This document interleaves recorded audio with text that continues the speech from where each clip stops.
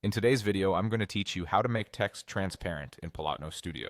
If you're working on a design and want your text to blend elegantly into the background, adjusting opacity is a quick and effective way to get that subtle, professional look.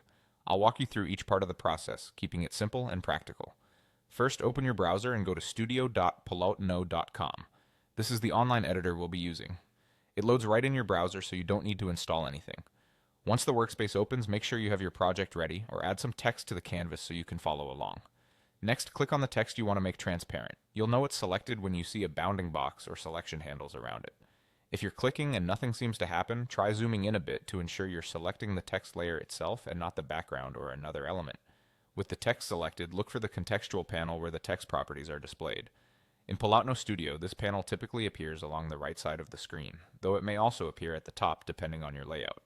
This panel changes based on what you've selected, so you should see options related specifically to text, such as font, size, color, and alignment. Within that same panel, find the opacity control. It's often presented as a slider you can drag left and right, or as a numerical field you can type into. It might be labeled opacity, and it controls how see-through your text appears on the canvas. Now decrease the opacity level to achieve the transparency you want. If the control uses a percentage, 100% means fully solid and 0% means completely invisible. If it uses a decimal, 1 is fully opaque and 0 is fully transparent. Slide gradually to find the look that complements your design. For gentle blending, many designs work well somewhere between 30% and 70%. If you need precision, type a specific number into the input field. Watch your canvas as you adjust and let the background guide how far you go.